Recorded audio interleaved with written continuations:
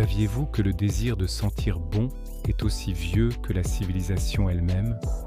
Il ne s'agit pas seulement de luxe, c'est une histoire vieille de milliers d'années. Voyageons dans le temps jusqu'à l'ancienne Mésopotamie où les premiers parfums sont nés. Ce n'étaient pas des sprays ou des huiles, mais de l'encens brûlé pour plaire aux dieux.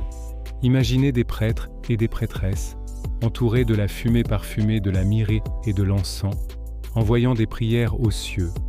Puis, les anciens Égyptiens ont porté cela à un tout autre niveau. Pour eux, le parfum était essentiel à la fois pour la vie et l'au-delà.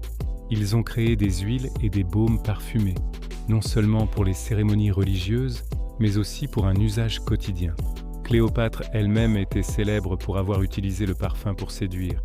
La légende raconte qu'elle a imprégné les voiles de sa barge royale de tant d'huile parfumée que Marc-Antoine pouvait la sentir arriver à des kilomètres.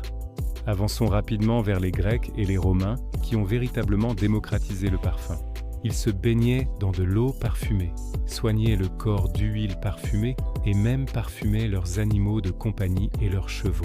Le parfum était partout, signe de richesse, de statut et d'hygiène. Mais après la chute de Rome, l'Europe a perdu une grande partie de ses connaissances. Heureusement, l'art a été préservé et raffiné dans le monde islamique. Des chimistes arabes comme Al-Kindi ont perfectionné le processus de distillation, extrayant des huiles essentielles pures de fleurs comme les roses et le jasmin. Ils ont créé un vaste réseau commercial, ramenant des épices et des senteurs exotiques de l'Orient en Europe. Lorsque les croisés sont rentrés chez eux, ils ont ramené ces parfums incroyables avec eux, ravivant l'amour de l'Europe pour le parfum. À la Renaissance, la France était devenue l'épicentre du monde du parfum, en particulier dans une petite ville appelée Grasse. Initialement connue pour le tannage du cuir, les gantiers de la ville ont commencé à parfumer leurs produits pour masquer l'odeur désagréable.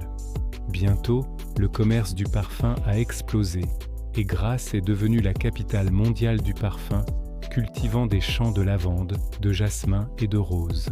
Les 19e et 20e siècles ont apporté la révolution industrielle et la chimie moderne, changeant complètement la donne. Les scientifiques ont appris à créer des molécules synthétiques, ouvrant un tout nouvel univers de senteurs qui ne pouvaient pas être extraites de la nature. Cela a rendu le parfum plus abordable et accessible à tous. Des parfums emblématiques sont nés, définissant des décennies entières et faisant partie de notre identité culturelle. Alors, la prochaine fois que vous vaporiserez votre parfum préféré, rappelez-vous que vous ne portez pas seulement une fragrance. Vous portez un morceau d'histoire, un mélange d'art, de science et de culture qui a traversé des millénaires. Quelle est votre senteur préférée et quels souvenirs évoque-t-elle? Faites-le moi savoir dans les commentaires ci-dessous. Merci d'avoir regardé et n'oubliez pas de vous abonner pour plus d'histoires fascinantes.